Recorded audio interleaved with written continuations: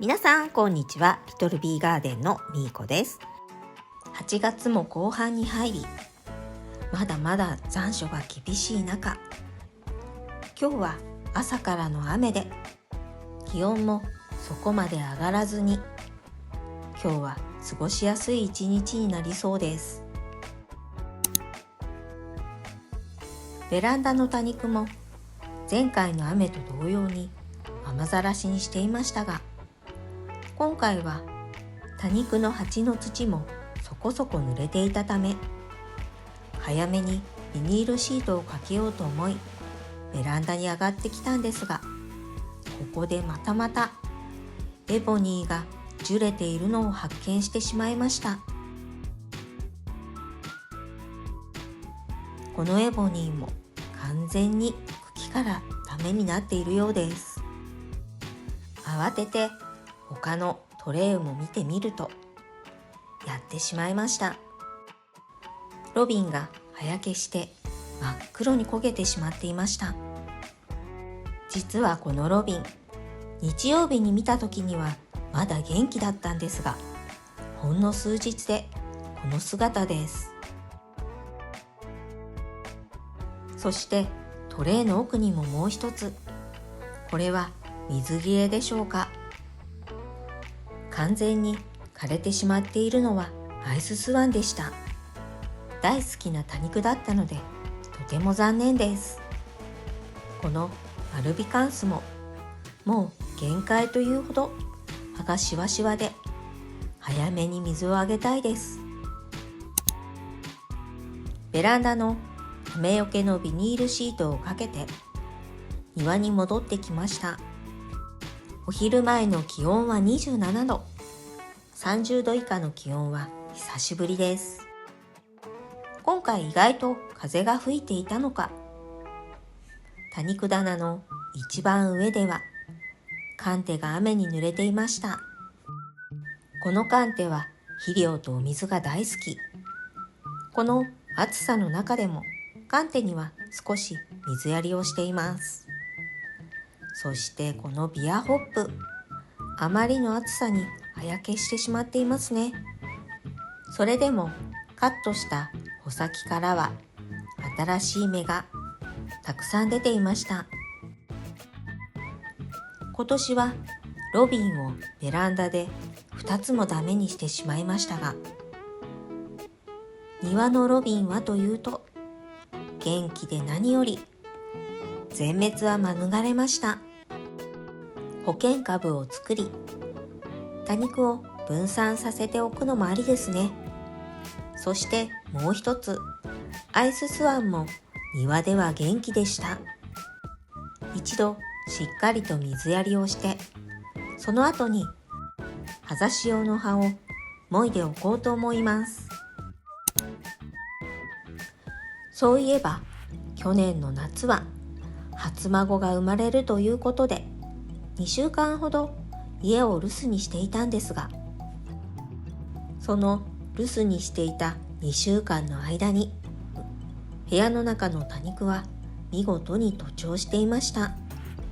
このオブツーサーも成長点付近の葉がすっかり徒長していました。この多肉たちのその後の様子、気になりますよね。今日はこの徒長してしまった多肉のその後の様子を見ていこうと思います。その前に久しぶりにかりんちょさんの登場です。お手伝いにはかりんちょさんも一緒に行っていました。そしてこの時ぽーちゃんともとても仲良しになったんです。いつの間にかぐーんと距離も縮まって、気がつくとソファーの上から赤ちゃんを見下ろしていました。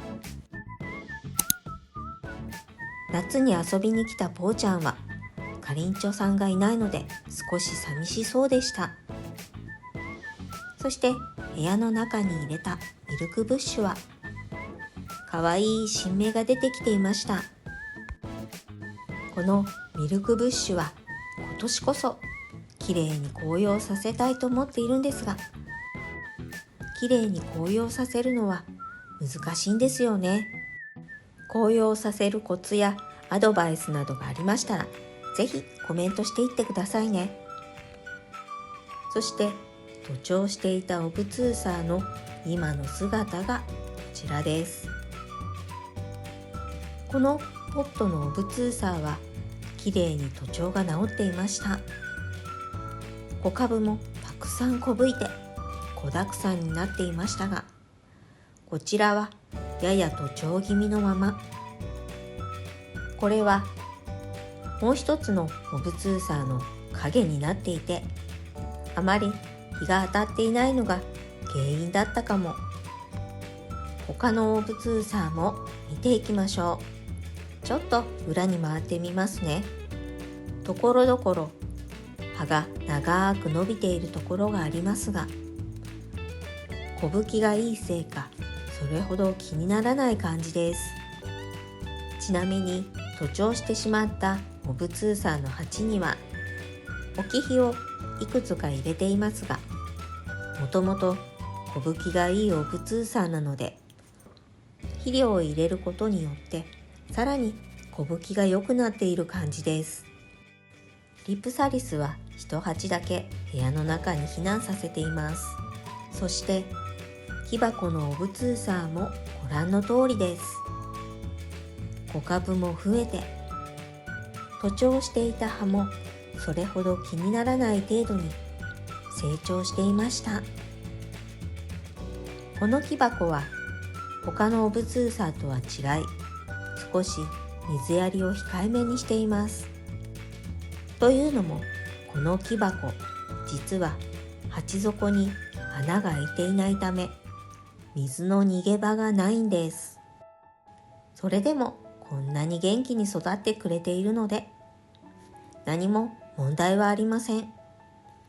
そしてオブツーサーの下の段には、外では少し心配だったドドランタリスを避難させてきています。それでも心なしか元気のない様子。それともう一つ、このグリーンネックレスです。グリーンネックレスはあまり暑いところに置いていると葉がポロポロ取れたり葉焼けしてしまうので、カーテン越しの部屋の中が安心です。一緒に植わっているセダムにはちょっと日照不足かな。そして一番下の段はダドレア組の避難場所です。ブリトニーもだいぶ元気になってきましたが、その奥のホワイトグリーニーは今にも枯れてしまいそうなほど弱々しくて、これでは夏越しできるか心配です。そして100均で購入したパキラも植え替えをしてまた一回り大きくなりました。新しい葉が青々としてとても綺麗です。その奥にもいました。このサボテンも100均のサボテン。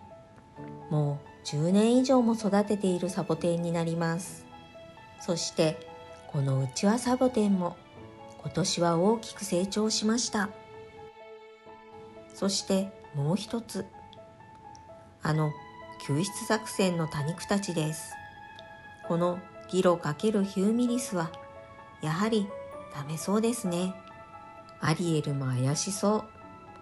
どの苗もとても弱々しくて夏越しできるかとても心配です。ルビーティントの葉ざしも一つ枯れてしまっていたので、残りはあと2つです。葉の先を土に埋めた方が根が出てくるのが早いのかと思い、葉を土に刺してみました。最後のファンファーレも生きているのか、成長点だけがほんのり緑なんですが怪しいですね。あとは葉ざしがどうなるか、このまま見守りたいと思います。